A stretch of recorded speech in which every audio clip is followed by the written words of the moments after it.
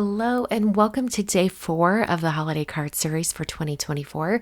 In this video, I'll be using my Merry Trees stamp set and dies from my September release. This was my very first release with Concord and Ninth, and I absolutely love this bundle of products. So the color palette I'm using today is actually directly from Carissa Wiley. She did a video with this same stamp and die set, and I thought those colors are just so cute, and I wanted to create something with them too. So I'm using Rainforest, Juniper, Grasshopper, Watermelon, and Pink Lemonade. These are all Concord and Ninth colors. So the first thing I did was I cut all of the trees in all 5 colors. So this is going to give me a lot of different colors of trees to choose from once I start arranging them on my card. So since I was creating one card, I decided to just go ahead and create 2, since I was going to be doing everything all at once, and the majority of this was die cutting, so it's super easy to create multiples. The first thing I did was I took a piece of white cardstock that's cut to the same size as an A2 card, so 5.5 by 4.25 inches, and then I used the large Merry die from the die set just to cut out those words. I'm going to make sure I save the interior pieces from the letter R so that I can use those later when I put the centers back onto the windows of the shaker card. So I cut out 2 panels like this. They're going to be the front panels of our shaker cards. I'm going to work on the back wall now, and I'm going to be ink blending directly onto the card front. So I'm just using a pencil to mark the area where I need to have that blending go behind those letters. I used a T-square ruler just to draw a line so that I know that this is the general area that will be shown on the back wall of the shaker area. I'm going to use 2 different colors of ink from my color palette here. I thought I would use the 2 pink tones, so I'm using Pink Lemonade and Watermelon. Started out with Pink Lemonade and blended that going all the way across the top edge of this center area. Now, I think in hindsight, if I was to do this again, I would have done an even lighter application of the Pink Lemonade, just so that it would even be more emphasized that the watermelon is the darker color. But all in all, I think it turned out great. So I ink blended both of these card fronts. Once again, I'm making 2 cards today, and I'm doing them at the same time just to save the time. Since I've got all the supplies out, I might as well do 2 at the same time. I'm checking that to make sure the area is all blended, and I ended up adding just a little bit more of that watermelon down at the bottom so that it showed a little bit more of that blend.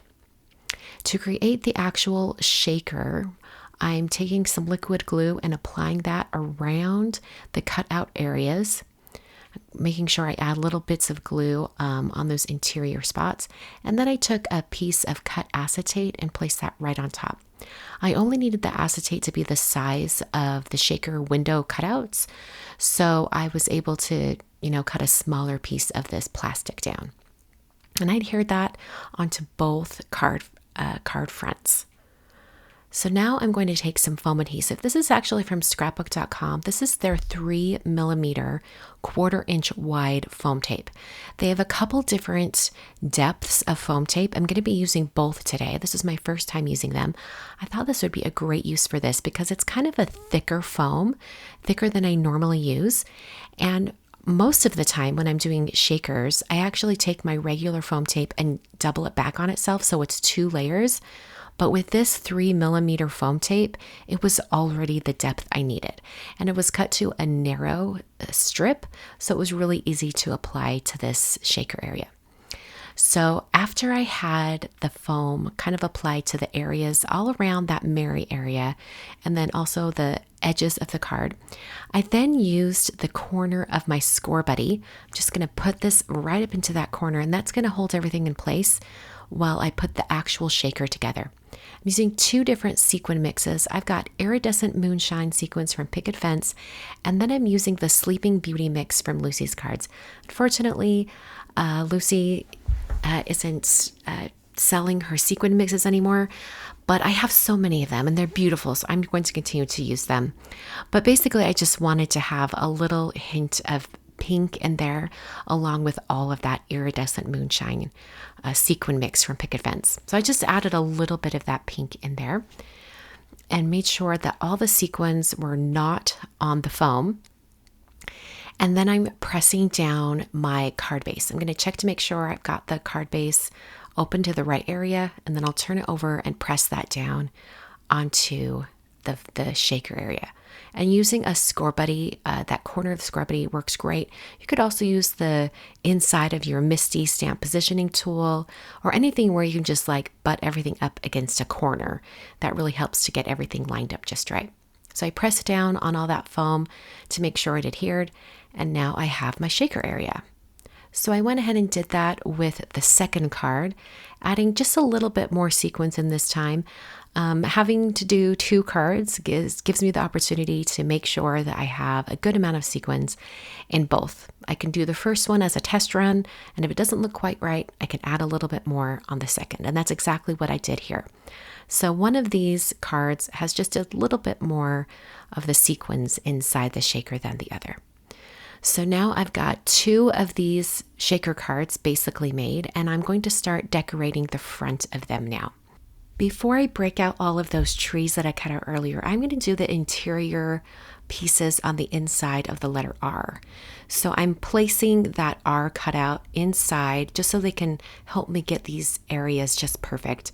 And I just put 3 dots of glue on the interior of the R's, and then picked up those pieces with a Gina K pickup tool.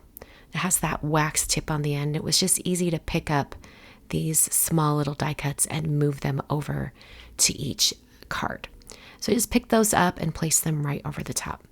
And I did put a paperweight on top just to help everything adhere down once I had them on there. I love to do the interiors of letters like this, by puzzle piecing in the actual letter itself, because it gives me a guide for where to place the interior of the letters. Otherwise, you're sort of guessing, and it might not look quite right once you have it adhered. I took some tweezers and lifted out those letters after the interiors were placed, and then I can just let this dry.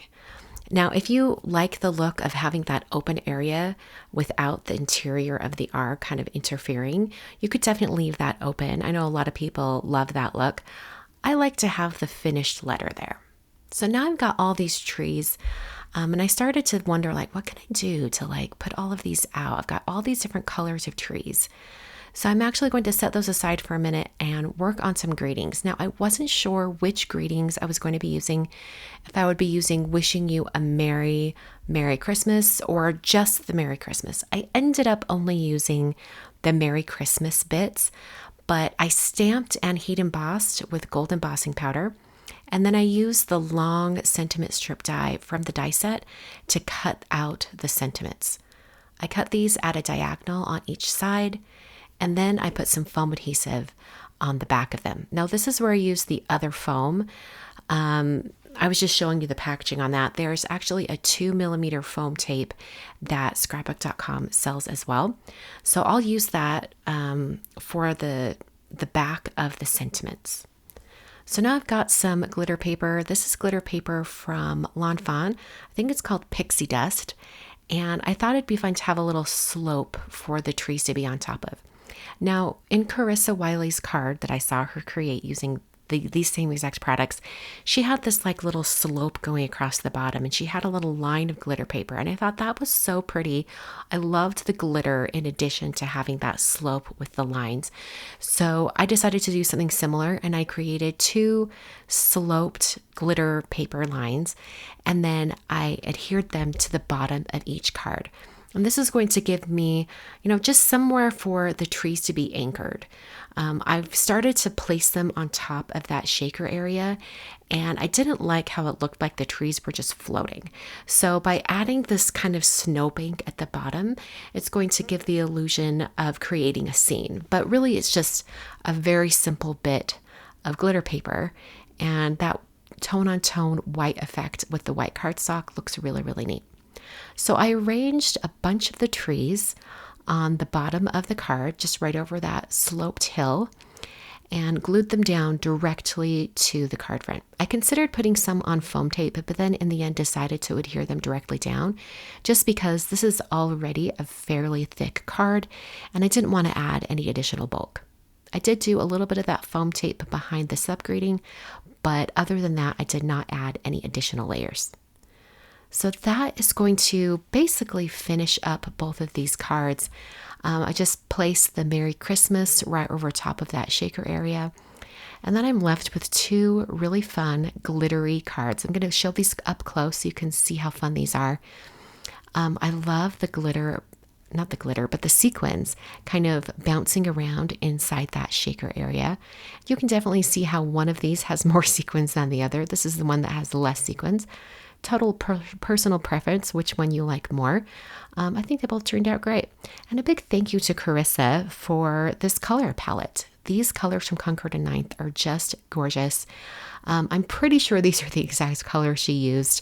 I just looked at her card and thought, that looks like that color. I don't recall if she actually said the colors or not in the particular video that I watched. Anyway, that was day 4 for the holiday card series. I'll be back on Monday with day 5. I'll be live here on YouTube, so come back and join me. I'll be here at 6 p.m. Mountain Time, and I hope to see you there. Thanks for watching.